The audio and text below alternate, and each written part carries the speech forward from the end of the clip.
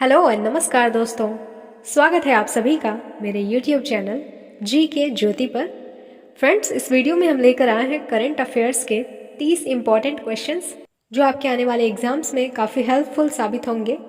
तो वीडियो को बिना स्किप किए हुए अंत तक देखें और अगर आप चैनल पर नए हैं तो चैनल को सब्सक्राइब करके बेल आइकन ज़रूर प्रेस करें ताकि आने वाले वीडियोज़ की नोटिफिकेशन आपको मिलती रहे। तो आइए देखते हैं।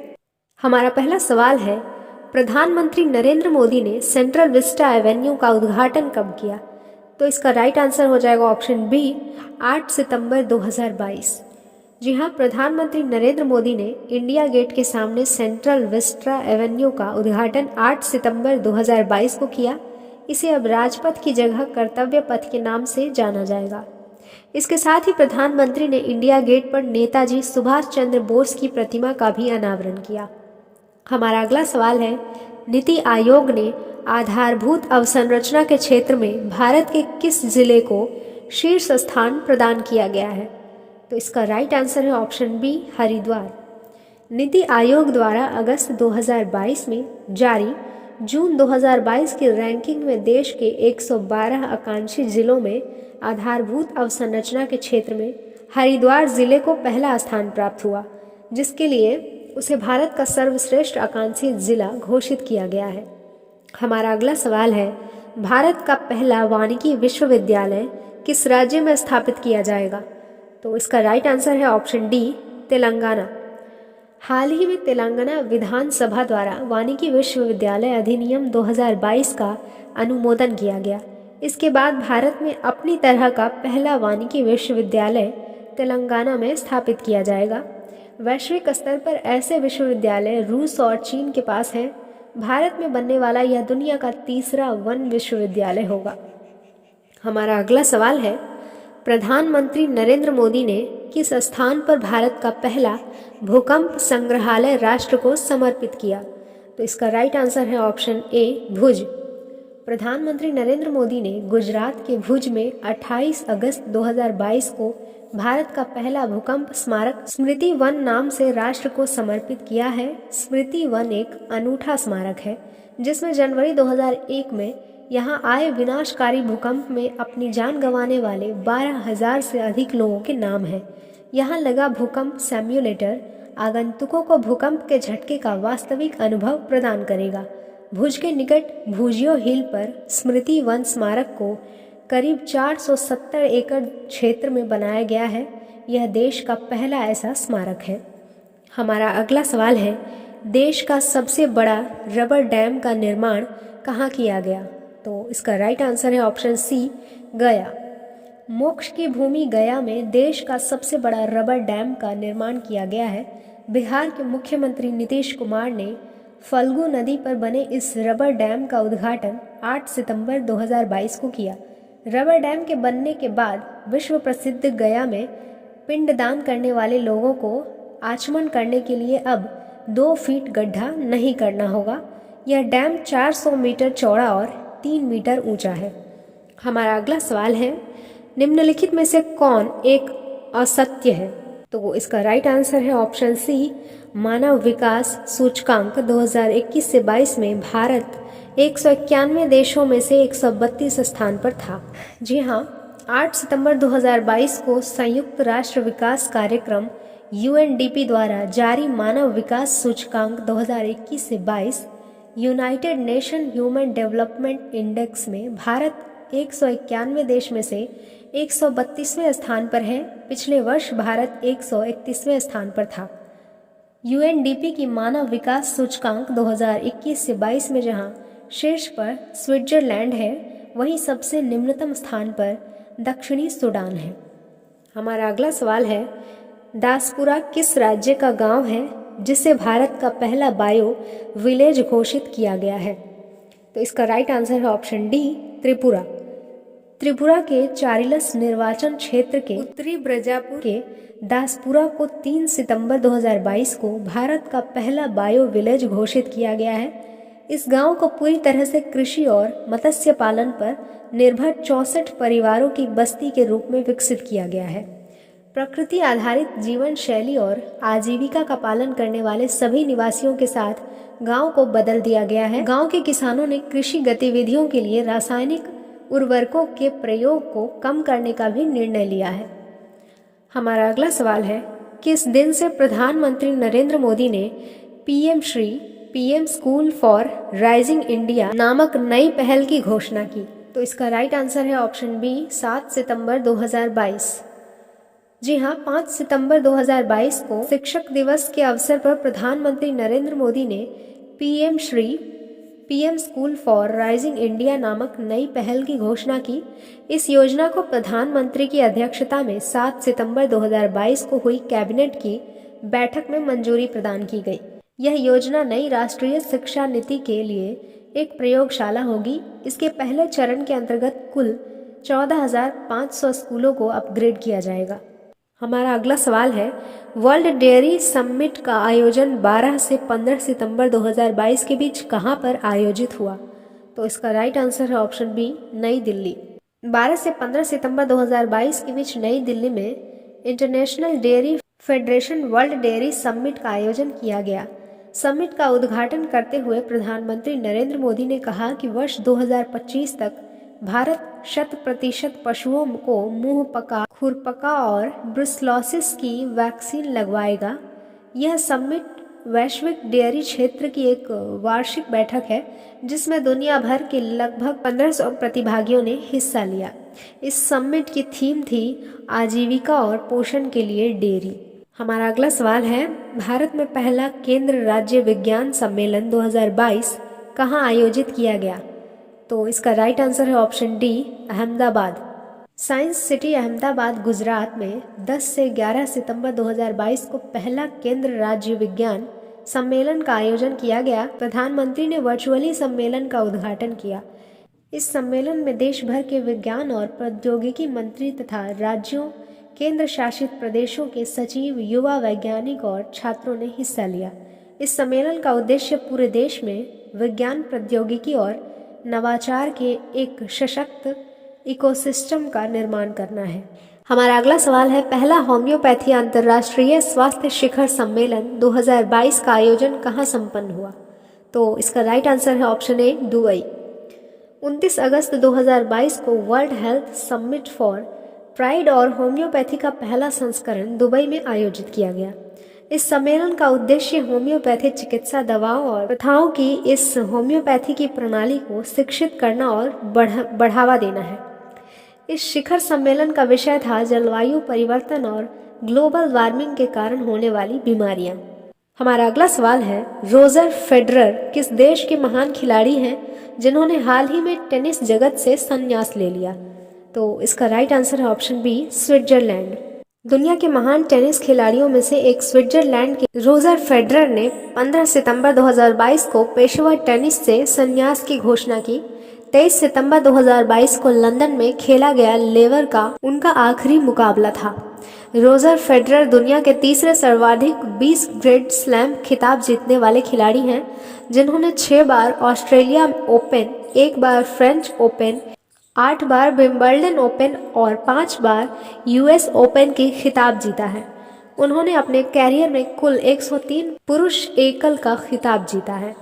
हमारा अगला सवाल है, हाल ही में किसे वर्ष 2022 का साहित्य का नोबेल पुरस्कार मिला है? तो इसका राइट आंसर है ऑप्शन डी, एनी एनर्क्स। हाल ही में साहित्य के लिए दुनिया के सबसे प्रतिष्ठित पुरस्कार यानी नोबेल पुरस्कार, नोबेल प्राइज इन लिटरेचर को दिया गया है। एनी एनॉर्क्स का साहित्यिक कार्य ज्यादातर आत्मकथात्मक समाजशास्त्र के साथ जुड़ा हुआ है। एनी एनॉर्क्स ने अपने साहित्यिक कैरियर की शुरुआत वर्ष 1974 में एक आत्मकथात्मक उपन्यास लेस आर्मोइरेस वाइड से की थी। पिछले वर्ष यह पुरस्कार उपन्यासकार अब्दुल रजाक गुरनाह को दिया गया था। हमारा अगला सवाल है, वर्ष 2022 के स्वच्छता सर्वेक्षण में कौन लगातार भारत का 6वीं बार सबसे स्वच्छ शहर बना है? तो इसका राइट आंसर है ऑप्शन सी, इंदौर। हाल ही में जारी किए गए केंद्र सरकार के स्वच्छता सर्वेक्षण 2022 में मध्य प्रदेश का इंदौर शहर लगातार 6वीं बार देश भर का सबसे साफ सुथरे शहरों की सूची में शीर्ष स्थान पर रहा है। इंदौर के बाद गुजरात का सूरत और महाराष्ट्र के नवी मुंबई का स्थान आता है। वहीं राज्य श्रेणी में मध्य प्रदेश ने पहला स्थान हासिल किया। उसके बाद छत्तीसगढ़ और महाराष्ट्र का स्थान आता है। हमारा अगला सवाल है, प्रतिवर्ष किस व्यक्ति के जन्मदिन पर दुनिया भर में अंतर्राष्ट्रीय अहिंसा दिवस मनाया जाता है? तो इसका राइट आंसर है ऑप्शन डी, महात्मा गांधी। प्रतिवर्ष भारत के राष्ट्रपिता महात्मा गांधी के जन्मदिन 2 अक्टूबर पर अंतर्राष्ट्रीय अहिंसा दिवस, international day of non violence मनाया जाता है। कहा जाता है कि अहिंसा के दर्शन का विकास गांधी जी ने रूसी लियो टॉल्स्टॉय से मिलकर किया था। संयुक्त राष्ट्र महासभा ने 15 जून 2007 को एक प्रस्ताव पारित कर विश्व से यह आग्रह किया था कि वह शांति और अहिंसा के विचार पर अमल करे और महात्मा गांधी के जन्म दिवस को अहिंसा दिवस के रूप में मनाया जाएगा। वर्ष 2022 की थीम से नो टू वायलेंस रखी गई है। हमारा अगला सवाल है, हाल ही में किसे चिकित्सा के क्षेत्र में वर्ष 2022 का नोबेल पुरस्कार मिला है? तो इसका राइट आंसर है ऑप्शन सी, स्वाते पाबो। चिकित्सा के क्षेत्र में वर्ष 2022 का नोबेल पुरस्कार स्वीडिश आनुवंशिकीविद स्वाते पाबो को यह पुरस्कार दिया गया है। उन्हें यह सम्मान विलुप्त होमिनिन और मानव विकास के जीनोम से संबंधित उनकी खोलों के लिए दिया गया है। पिछली बार यह पुरस्कार डेविड जूलियस और आर्डेम पटापैटियन को संयुक्त रूप से दिया गया था। हमारा अगला सवाल है, हाल ही में दिए गए 68वें राष्ट्रीय फिल्म पुरस्कारों में से किसे सर्वश्रेष्ठ अभिनेत्री का पुरस्कार मिला? तो इसका राइट आंसर है ऑप्शन डी, अपर्णा बालमुरली। हाल ही में वर्ष 2020 के लिए 68वें राष्ट्रीय फिल्म पुरस्कार की घोषणा हुई, जिसमें अजय देवगन और सूर्या को संयुक्त रूप से सर्वश्रेष्ठ अभिनेता का पुरस्कार से सम्मानित किया गया। वहीं सर्वश्रेष्ठ अभिनेत्री का पुरस्कार अपर्णा बालमुरली को प्रदान किया गया। हमारा अगला सवाल है, हाल ही में जारी वर्ष 2022 के वैश्विक नवाचार सूचकांक में भारत को कौन सा स्थान मिला? तो इसका राइट आंसर है ऑप्शन बी, 40वां। हाल ही में विश्व बौद्धिक संगठन द्वारा जारी वर्ष 2022 के वैश्विक नवाचार सूचकांक ग्लोबल इनोवेशन इंडेक्स में भारत को 40वां स्थान प्राप्त हुआ है। वर्ष 2021 में भारत इस सूची में 46वें स्थान पर था। भारत की रैंकिंग वर्ष 2015 के बाद से ही तेज रफ्तार से बढ़ रही है। 2015 में जहां भारत की GII 81 था, वहीं 2022 में 40वें पायदान पर पहुंच गया है। हमारा अगला सवाल है, हाल ही में कौन शतरंज खिलाड़ी भारत के 76वें ग्रैंड मास्टर बने? तो इसका राइट आंसर है ऑप्शन डी, प्रणव आनंद। 18 सितंबर 2022 हाल ही में 15 वर्षीय शतरंज खिलाड़ी प्रणव आनंद भारत के 76वें ग्रैंड मास्टर बने हैं। प्रणव ने रोमानिया के मामाइया में चल रही विश्व युवा शतरंज चैंपियनशिप में 2500 EL रेटिंग की संख्या पार करके यह उपलब्धि हासिल की है। एक खिलाड़ी को ग्रैंड मास्टर बनने के लिए 3 ग्रैंड मास्टर नाम हासिल करने के अलावा लाइव रेटिंग में 2500 ELO अंक को पार करना होता है। हमारा अगला सवाल है, प्रतिवर्ष पूरे भारत में 25 सितंबर को अंत्योदय दिवस किनकी जयंती पर मनाया जाता है? तो इसका राइट आंसर है ऑप्शन बी, पंडित दीनदयाल उपाध्याय। हाल ही में 25 सितंबर 2022 को पूरे भारत में अंत्योदय दिवस 25 सितंबर को मनाया गया है। यह दिवस प्रतिवर्ष 25 सितंबर को यानी पंडित दीनदयाल उपाध्याय की जयंती के दिन मनाया जाता है। दीनदयाल उपाध्याय को एक राष्ट्रवादी नेता के तौर पर याद किया जाता है, जो गरीबों और दलितों के हक के लिए हमेशा आवाज़ उठाते थे। अंत्योदय शब्द का अर्थ है उत्थान। हमारा अगला सवाल है, हाल ही में कौन 1000 करोड़ की संपत्ति के मालिक बनने वाले सबसे युवा भारतीय बने हैं? तो इसका राइट आंसर है ऑप्शन सी, कैवल्य वोहरा। हाल ही में जारी IIFL वेल्थ हरून इंडिया अमीरों की ताज़ा सूची के अनुसार जेप्टो के फाउंडर कैवल्य वोहरा 1000 करोड़ की संपत्ति के मालिक बनने वाले पहले युवा भारतीय बने हैं। वोहरा ने वर्ष 2020 में आदित्य पलीचा के साथ जेप्टो की स्थापना की थी। हमारा अगला सवाल है, प्रतिवर्ष सितंबर महीने के अंतिम रविवार को मनाया जाने वाले अंतर्राष्ट्रीय बेटी दिवस को इस बार किस तारीख को मनाया गया है? तो इसका राइट आंसर है ऑप्शन सी, 25 सितंबर को। हाल ही में 25 सितंबर 2022 को अंतर्राष्ट्रीय बेटी दिवस international daughters day 4th Sunday in September को मनाया गया है। बता दें कि यह दिवस हर वर्ष सितंबर महीने के आखिरी रविवार को मनाया जाता है।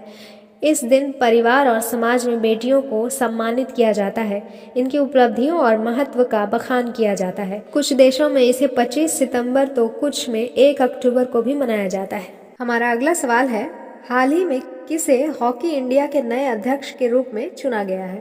तो इसका राइट आंसर है ऑप्शन डी, दिलीप तिर्की।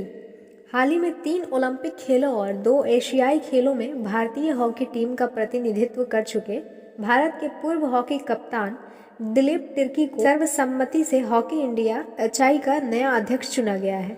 इसके अलावा हॉकी इंडिया के अन्य गैर प्रतियोगी सदस्यों में जम्मू एंड कश्मीर के असीमा अली उपाध्यक्ष, SVS सुब्रमण्य गुप्ता उपाध्यक्ष, शेखर जे मनोहरन कोषाध्यक्ष, आरती सिंह संयुक्त सचिव और हॉकी हरियाणा के सुनील मलिक संयुक्त सचिव के नाम शामिल है। हमारा अगला सवाल है, हाल ही में किसे वर्ष 2020 के लिए यानी 52वां दादा साहब फाल्के पुरस्कार दिया गया है? तो इसका राइट आंसर है ऑप्शन बी, आशा पारेख। हाल ही में हुई घोषणा के मुताबिक वर्ष 2020 के लिए 52वां दादा साहब फाल्के पुरस्कार प्रसिद्ध अभिनेत्री आशा पारेख को प्रदान किया जाएगा। दादा साहब फाल्के पुरस्कार भारतीय सिनेमा जगत के सबसे बड़े सम्मानों में से एक है। हर वर्ष नेशनल फिल्म अवार्ड्स दिए जाने के दौरान सिने जगत की किसी शख्सियत को इससे नवाजा जाता है। अब तक हिंदी, बंगाली और साउथ की इंडस्ट्री के कुल 53 दिग्गजों को इस सम्मान से नवाजा जा चुका है। हमारा अगला सवाल है, प्रतिवर्ष विश्व पर्यटन दिवस वर्ल्ड टूरिज्म डे कब मनाया जाता है? तो इसका राइट आंसर है ऑप्शन बी, 27 सितंबर। हाल ही में 27 सितंबर 2022 को दुनिया भर में विश्व पर्यटन दिवस मनाया गया है। यह दिवस प्रतिवर्ष 27 सितंबर को दुनिया भर में पर्यटन के महत्व को बढ़ाना और आम जनता को यह दिखाना है कि पर्यटन न केवल देश के आर्थिक मूल्यों को प्रभावित करता है, बल्कि देश क्षेत्र के सामाजिक, राजनीतिक और सांस्कृतिक मूल्यों को भी प्रभावित करता है। इसके उद्देश्य से मनाया जाता है। हमारा अगला सवाल है, हाल ही में किस खेल में संबंधित भारतीय खिलाड़ी झूलन गोस्वामी ने अंतर्राष्ट्रीय खेल से संन्यास लिया है? तो इसका राइट आंसर है ऑप्शन ए, क्रिकेट। हाल ही में चकदा एक्सप्रेस के नाम से मशहूर भारतीय महिला क्रिकेटर झूलन गोस्वामी ने अंतर्राष्ट्रीय क्रिकेट से संन्यास लेने का निर्णय लिया है। इन्होंने 6 जनवरी 2002 को इंटरनेशनल क्रिकेट में अपना डेब्यू किया था। ओवरऑल झूलन ने 19 वर्ष के करियर में 284 मैचों में 355 विकेट चटकाए हैं। इसके अलावा झूलन ने अपने इंटरनेशनल करियर में 1924 रन भी बनाए हैं। इसमें 3 अर्धशतक भी शामिल है। हमारा अगला सवाल है, कौन व्यक्ति हाल ही में भारत के दूसरे chief of defence staff CDS बने हैं? तो इसका राइट आंसर है option A, lieutenant general Anil Chauhan. हाल ही में केंद्र सरकार ने lieutenant general retired Anil Chauhan को नया chief of defence staff CDS नियुक्त किया है। इस प्रकार विपिन रावत के बाद चौहान दूसरे CDS होंगे। इससे पहले भारतीय वायुसेना के हेलीकॉप्टर हादसे में गत 8 दिसंबर 2022 को प्रमुख रक्षा अध्यक्ष जनरल विपिन रावत के निधन के बाद से यह पद खाली था। हमारा अगला सवाल है, हाल ही में जॉर्जिया मेलोनी किस देश की पहली महिला प्रधानमंत्री के रूप में चुनी गई है? तो इसका राइट आंसर है ऑप्शन सी, इटली। हाल ही में इटली में हुए प्रधानमंत्री चुनावों में Meloni brother of Italy party से संबंध रखने वाली जॉर्जिया मेलोनी को देश की पहली महिला प्रधानमंत्री के रूप में चुना गया है। इटली में वर्ष 1945 के बाद 2022 तक 77 वर्ष में 70वीं बार सरकार बदली है। इस चुनाव में जॉर्जिया मेलोनी की पार्टी ने 26% वोट हासिल किए। वामपंथी डेमोक्रेटिक पार्टी ने नेतृत्व वाले गठबंधन को करीब 26% वोट मिले। वहीं 5 स्टार मूवमेंट को 15% वोट मिले हैं। हमारा अगला सवाल है, हाल ही में चंडीगढ़ हवाई अड्डे का नाम बदलकर किस स्वतंत्रता सेनानी के नाम पर रखा गया है? तो इसका राइट आंसर है ऑप्शन सी, भगत सिंह। हाल ही में भारत की आज़ादी के लिए खुशी खुशी अपनी जान की बाजी लगा देने वाले स्वतंत्रता सेनानी शहीद भगत सिंह की 115वीं जयंती के अवसर पर चंडीगढ़ हवाई अड्डे का नाम बदलकर शहीद भगत सिंह इंटरनेशनल एयरपोर्ट किया गया है? चंडीगढ़ हवाई अड्डा भारतीय वायुसेना के आईएएफ के अंतर्गत आता है। Chandigarh international airport limited AAI Punjab सरकार और हरियाणा सरकार का एक संयुक्त उद्यम है। हमारा अगला सवाल है, कौन व्यक्ति हाल ही में भारत के नए अटॉर्नी जनरल नियुक्त किए गए हैं? तो इसका राइट आंसर है ऑप्शन ए, आर वेंकट रमणी। हाल ही में वरिष्ठ अधिवक्ता आर वेंकट रमणी आगामी 3 वर्षों के लिए भारत के नए अटॉर्नी जनरल के रूप में नियुक्त किए गए हैं। तो फ्रेंड्स, आज के लिए बस इतना ही। फिर मिलते हैं अगले वीडियो में अगले कंटेंट के साथ। Till then, bye bye.